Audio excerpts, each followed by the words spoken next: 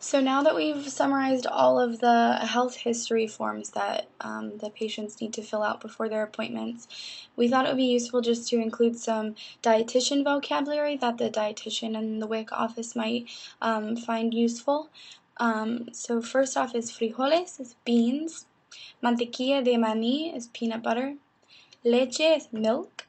Fórmula is formula. Jugo, juice. Botella is bottle. Peso is weight. How you could say your child's weight is normal is el peso de su niño es normal, or you could substitute with bajo for if it's low and alto if it's high. Nivel de hierro is level of iron.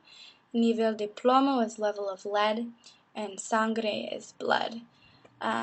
So the purpose of kind of summarizing all of these videos is to help WIC employees or students who are looking at this vocabulary and they might be unfamiliar with how to say certain words. Hopefully I've given you a rough way to learn how to pronounce those. The last thing that we wanted to include in these videos are just some cultural notes that people who are first starting working with people from other countries might not really be aware of. So it's just some good things to brush up either before your first day or on your first day. The first thing is that many immigrants from Latin America come from areas with much less formal education than we receive here in the States, so it's especially true for a lot of the WIC clients. So instead of having, high school educations, most of them come here with maybe just a year or two of elementary school. So a lot of them are unable to read or write, which is why we have students helping them fill out their forms, because they are able to answer the questions, but they can't read them. So they just need someone to read what the forms are asking to them so that they can fill them out. So because of this, it should never be assumed that someone can read or write, and it varies by individual. The next cultural note is that different cultures have different ages for major life events. Many immigrants from Latin America come from cultures where people have children at a younger age, including teenage pregnancies. So it's not uncommon to see someone who's 16 or 17 years old with their child or maybe two children here with their husband, per se. You shouldn't make any assumptions about the person or about their lifestyle because of this, because like I said, the timing of these life events varies a lot from country to country.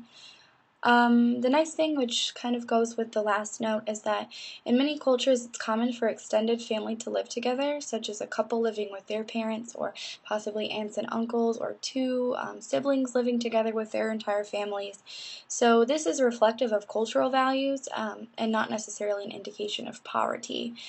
Just like an 18-year-old might still live with their parents, and although that's very unusual here in the States, in other countries that's quite common, so they keep that cultural value with them, and so you can't make any assumptions about people based on that either.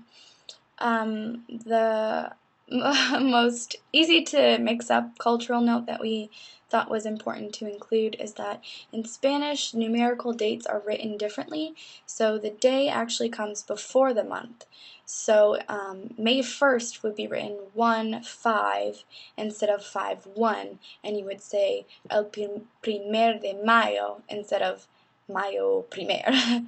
So it's important to remember that they will tell you the dates differently, but you should still write them down the way that we do, with the month and then the day and then the year, just because you don't want to mix up any records that the WIC will have for these clients. So thank you for watching all these videos. Hopefully they were helpful for learning some of the vocabulary that will be useful working with the WIC clients, and good luck!